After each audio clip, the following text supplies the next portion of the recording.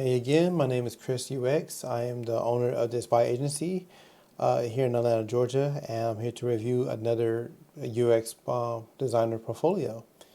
If you are a UX designer and you'd like me to review your portfolio, just reach out to me just connect with me on LinkedIn under Chris UX. You see a post about it, but if you don't see the post, just drop me a message with your link to your portfolio, and I'll be glad to review it and help out. For this video, we'll be checking out Shawnee's portfolio. So we'll go through it and get some insights. As a disclaimer, as always, this is strictly my opinion, and there's no right or wrong. Hopefully get something from it from this review. So to start off, hey, I'm Shawnee, our product designer merging the digital and physical realms, fueled by gallons of tea. Currently crafting sustainable experiences at Climate Science. Cool. All right, got a few case studies here. Cool. All right, we'll go to a couple of your case studies here. So we'll start off with pinpoints. Okay, cool little header. Catch an overview. Pinpoints is an app that helps parents engage in their child's education, earn points, and exchange accumulated points for real life rewards. The objective of this project was to improve the onboarding and registration experience for parents/caregivers. I joined forces with a research team of 3 and partnered with 2 designers to bring the vision to life. And your role is a UX/UI designer and a researcher. Gotcha. Duration still in development. The problem pinpoints existing onboarding and registration process is lengthy and not clear. Okay. You made your problem very clear. User research and key insights. To get a better understanding of the current registration process, we conducted a contextual inquiry on the current app with 5 parents and caregivers. We mapped the gathered insights and distilled them into 2 main groupings: process clarity and information purpose. Cool. Already, I can tell you already, it's just too small. I can't read any of this, so I definitely suggest making that bigger. Information purpose. Users desire clarity guidance on the purpose of providing parent-giver information and the intent of their sign-up. Okay. Process clarity. Users prefer clear and streamlined processes and seek understanding registration prompts and steps. I like the way you have some screenshots here and you left some notes. Why do they need my social media when it's related to my child? That's a good question. And curious why it's asking Hispanic Latino. That's good. Like why is that?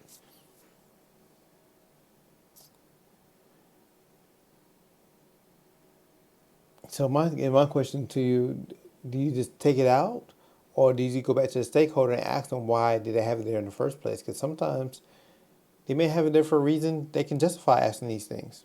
I don't know. I'm curious. Comparative research. Since pinpoints did not have any direct competitors, we decided to conduct a comparative analysis of 4 other parenting apps to assess their strengths and weaknesses when it comes to their onboarding process. Great. I like the way you have this table here laid out cleanly, easy to read. Okay, broken down by features. Great. I like this. So we asked ourselves, how might we help users understand what they're signing up for when they register on the app? How might we make the information request during registration feel less invasive or uncertain? How might we improve the clarity of text prompts during registration? How might we guide users through the registration process? These are good questions to ask.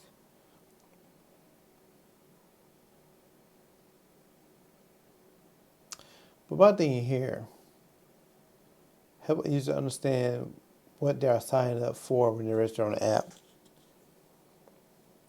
I'm just thinking as a smartphone user. If I'm going to the App Store and I'm downloading an app, I don't think. I mean, yeah, you can have it on the onboarding screen, but if you go to your Google Play Store or your the Apple Store, you download apps. They had the app listed, and then they have a description and reviews and everything on at the shop description before you even download it. So to me, if that's a problem, they don't know what they signed up for, or they don't know what it is. The problem is on the product page, not on the onboarding.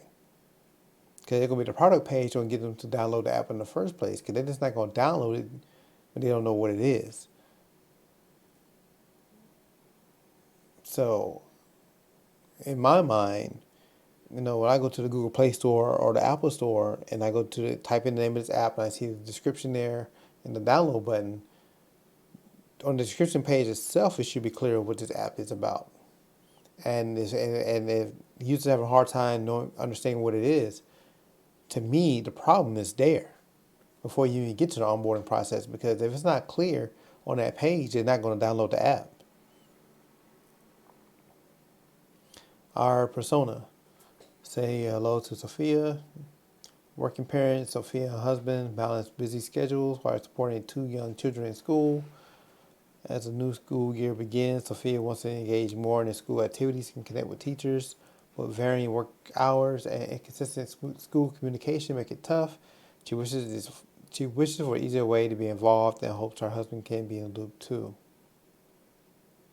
I'm going to go back to that in a second here. But we'll see what you got going on. Our solution for Sophia: designing a more efficient onboarding experience for parents and caregivers joining Pinpoints. This includes providing relevant information at the outset, streamlining the process of inputting necessary user and child information, and guiding the process with clear direct prompts. Okay. User flow. After presenting low fidelity wireframes to our stakeholder, we gathered valuable feedback. The insights allowed us to make necessary refinements, further enhancing our design and ensuring it aligns well with the project objectives. Okay. So you got the user flows.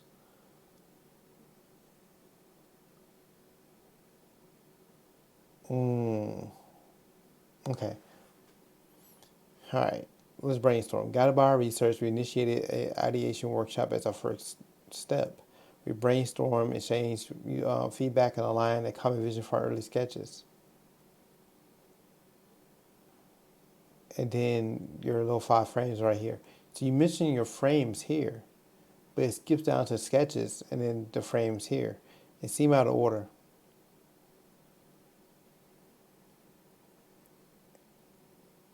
If I'm thinking correctly here, your ideation sessions, your brainstorm sessions should be here.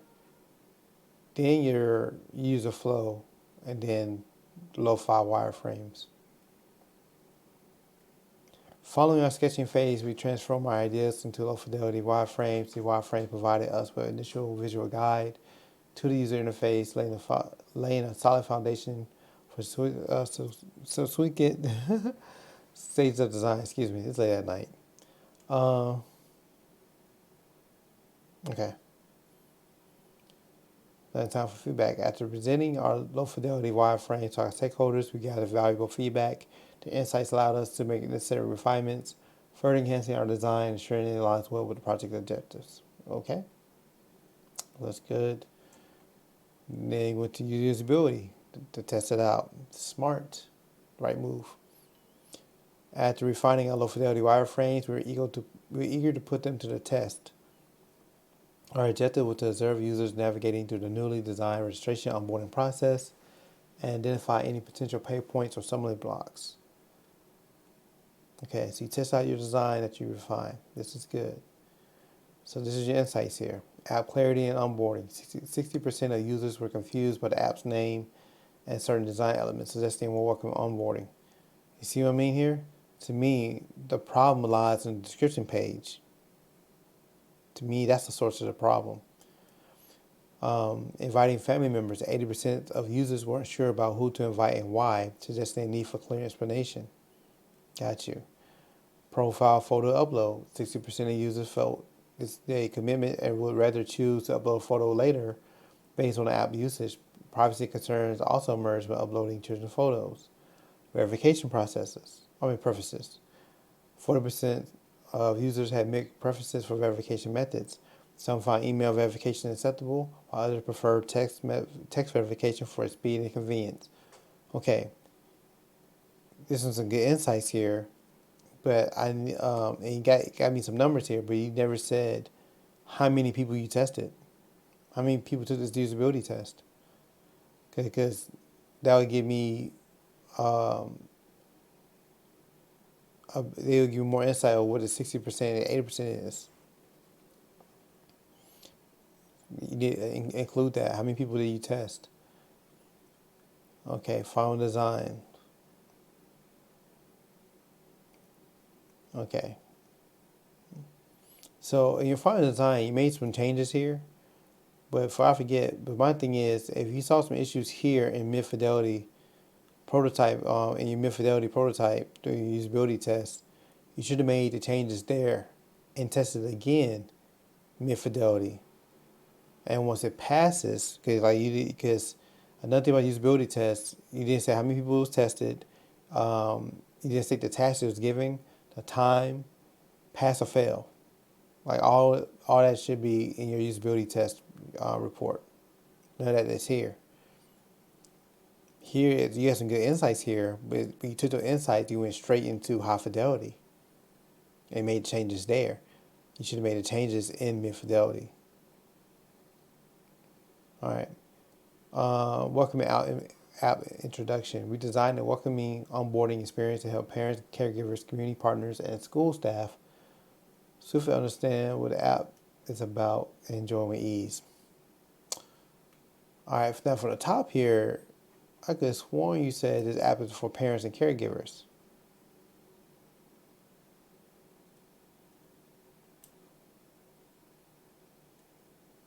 Yeah.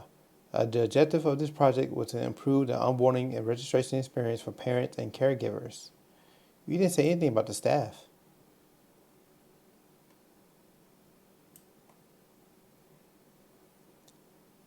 Because I'm assuming the process for school staff will be different from the parent caregiver. And you also didn't have that in your persona.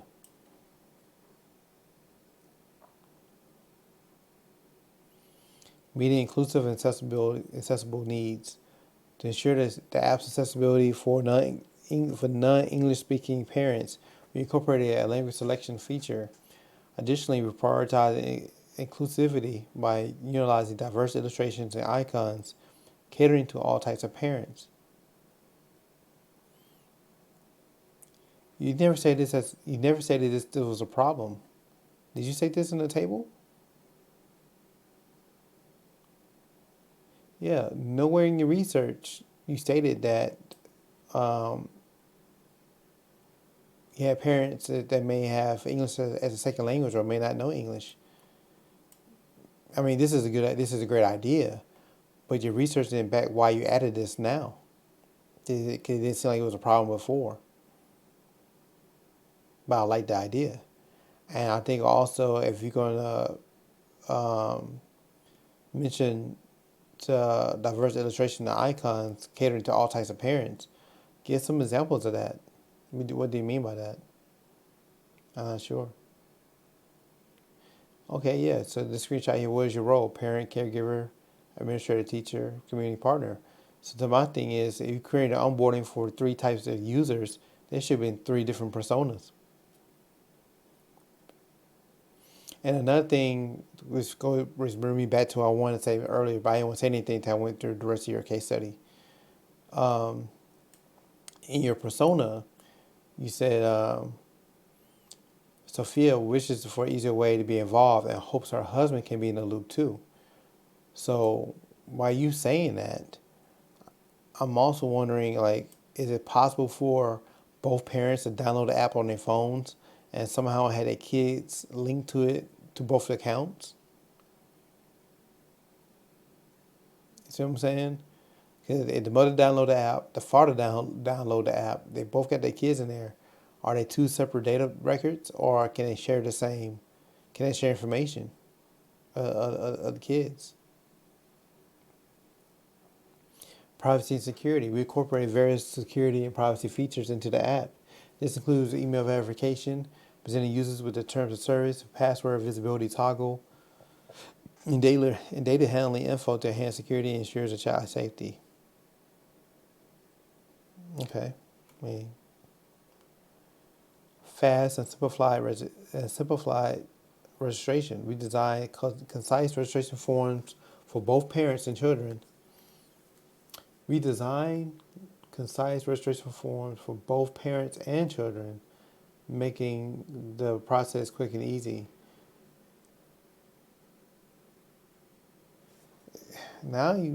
So does the child have access to the app too? Because here I'm saying the parent, caregiver, the administrator, teacher, and a community partner. Here he's saying kids too.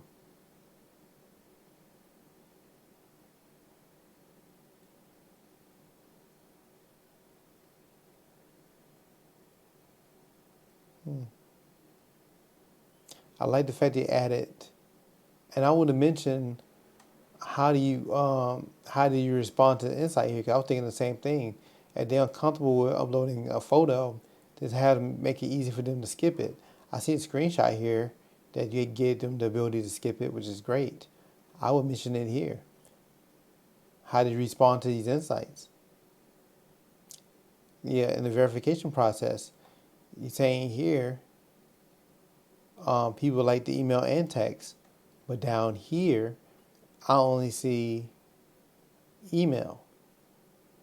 Is there a reason why you chose email over text? Over the text message and not have both options available? Not saying it's wrong, but explain why you made that decision. All right, fast and simplify registration. We design concise registration for. Oh yeah, so this part we left off on. The additional progress bar provides user with a clear understanding of how much time it takes to complete the registration. Okay, this is cool that you added a progress bar.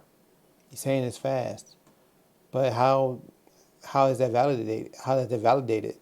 They do usability tests with the old registration onboarding process, and then one again with a new one and compare the times to prove how your new design is faster than the old design. How did you validate this? Because according to the usability port up here, you didn't time it. I don't have a comparison here.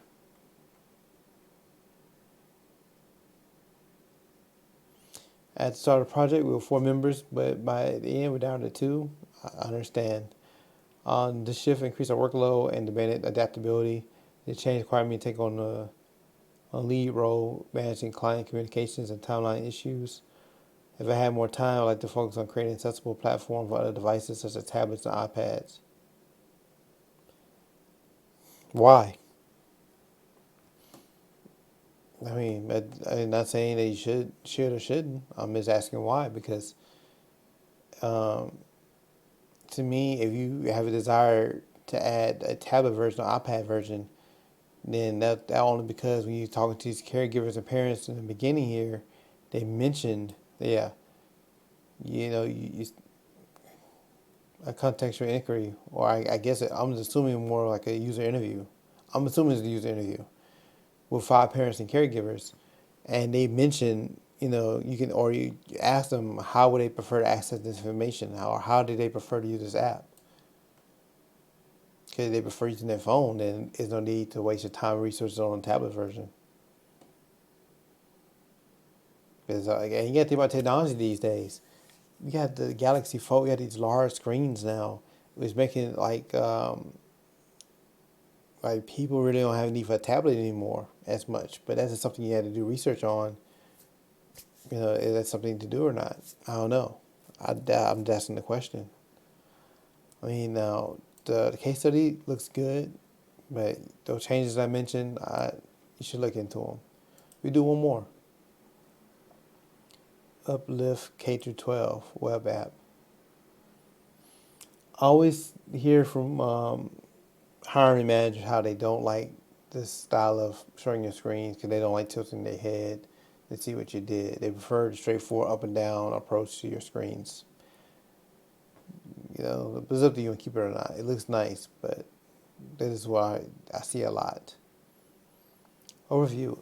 Uplift K-12 is a tech ed whiteboard tool for K through 12 students to interact with tutors and learn math through digital games and activities.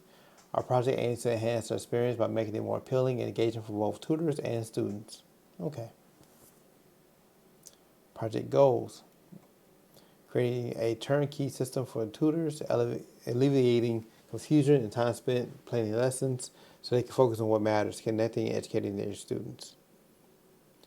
Lesson gamification, creating a gamified experience that leaves students excited to return with a smile on their face. Okay. The challenge, how can we create a more appealing and engaging reward system to enhance student participation and motivation and gamify tutoring?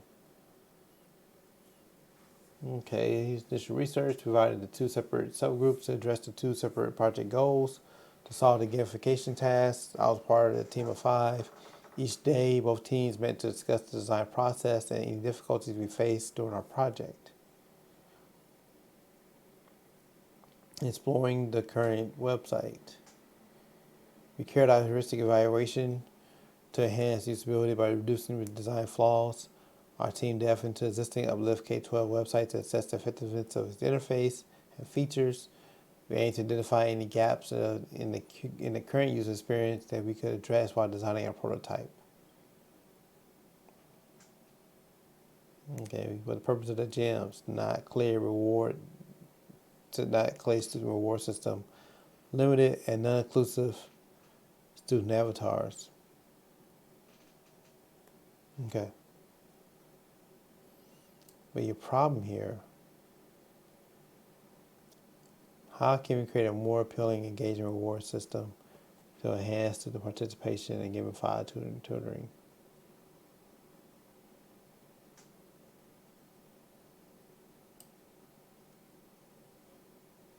So this makes sense. The earning gems, non-clear reward system, limited and non-inclusive student avatars. Yeah, I mean, I wonder if that's even a problem with that too or not. Interviewing our educators. They gain a deeper understanding of the current state of education and platforms used by educators. We conducted scripted interviews with 5 individuals who had a strong background in education. Out of the 5 interviewees, only one had prior experience using Uplift K-12 as a teaching tool. Yeah, so like this makes sense because you keep saying the problem is about gamification of the site. So what the purpose of the earning gems, not clear student reward system. To me, this is only a problem if the user mentioned that's a problem. Like the students who use the app saying, hey, we have a real issue not finding, what's the word I'm looking for? Representation of me as avatar. Mapping our interview key insights. We had a collaborative design lab to analyze research observations for interviews using an affinity map divided into lesson packaging gamification and mutual section. Here are some odd statements related to lesson gamification for the map exercise.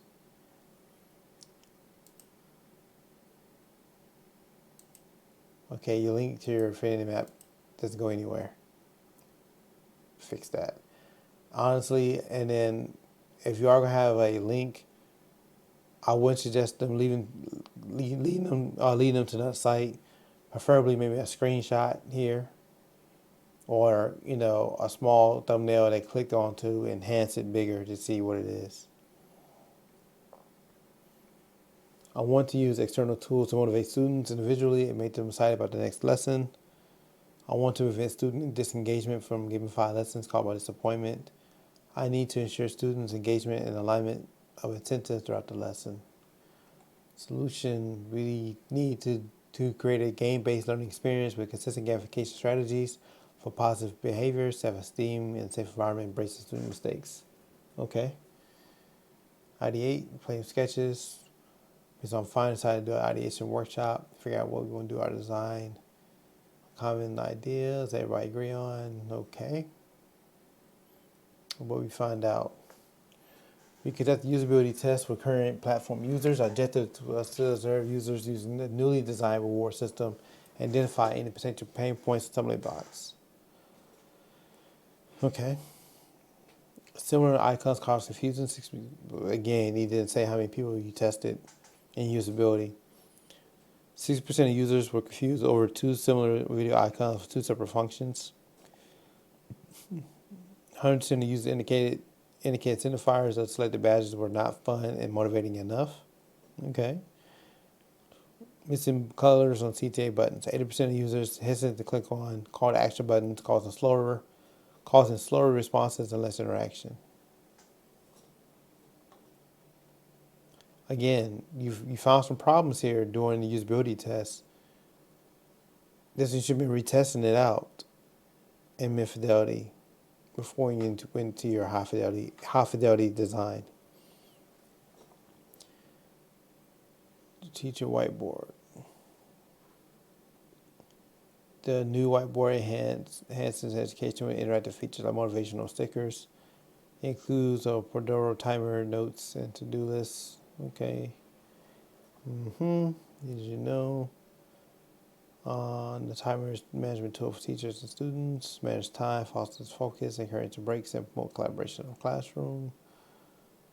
Rewards. Okay. Student whiteboard. Okay. The dashboard.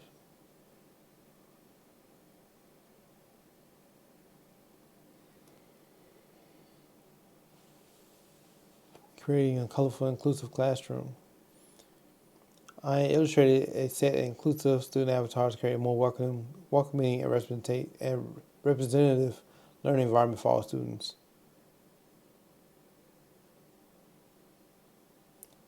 I like the icons, by the way. I really like the icons. They're very creative. They're cool looking. But how does it make it more inclusive? Because I'm assuming your students don't look like this. I see you say creating a colorful and creative classroom. When you say inclusive, you're implying that somebody was excluded.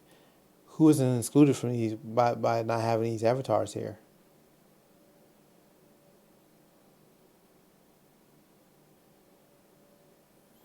Final thoughts. Why? To partner in this project to help kids with math disabilities by creating a fun and less frustrating learning experience like I faced as a child. And have more time, I like to focus on creating an accessible platform for the devices like tablets and iPads. And your users.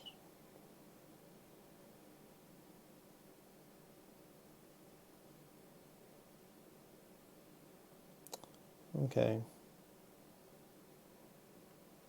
I sound really sleepy. I apologize. It is almost 2 o'clock in the morning while I'm going through your portfolio. For the most part, it's laid out well. Yeah, like get your icons here. But why would they feel excluded? Like it's one thing to say, hey, I have inclusive blah blah blah. I have inclusive avatars. By mentioning it or and highlighting it as a feature, I'm wanting to know how they felt excluded before. Whether did they feel excluded from the previous offerings of avatars?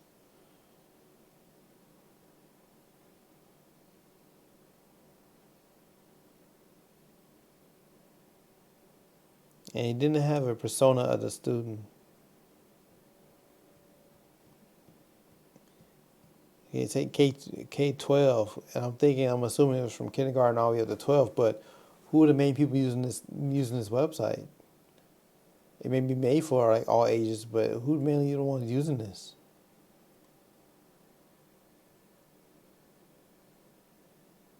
So, oh no, I mean it's good. Just something to think about. Just check out your about me. Okay, I see you, Shiny. I'm a passionate product designer with expertise in ed tech, committed to shaping education through user-centered and inclusive digital solutions. Okay. Fascination with both technology and art was undeniable. Uh-huh.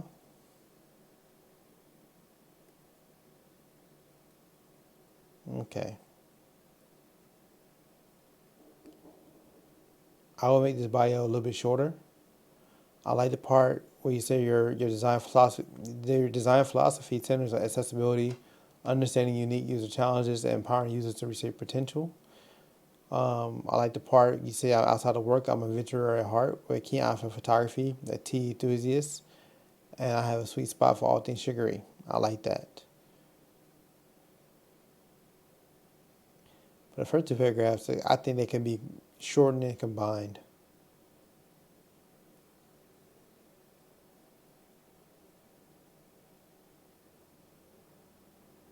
And you got some cool pictures here. Cool. Cool. All right. Let's chat. What's this? Oh, the contact form. Okay, cool. Great job. Great job, Shani. Overall, your portfolio looks good. Yeah, you just need more detailed usability reports and explaining your decisions. And just make sure your case study has a nice flow. But so far, you're on the right path, and it looks really good. So thank y'all for watching another portfolio review. I say your designer you want to be reviewed next, just shoot me a message on LinkedIn, reach out to me. Until next time, later.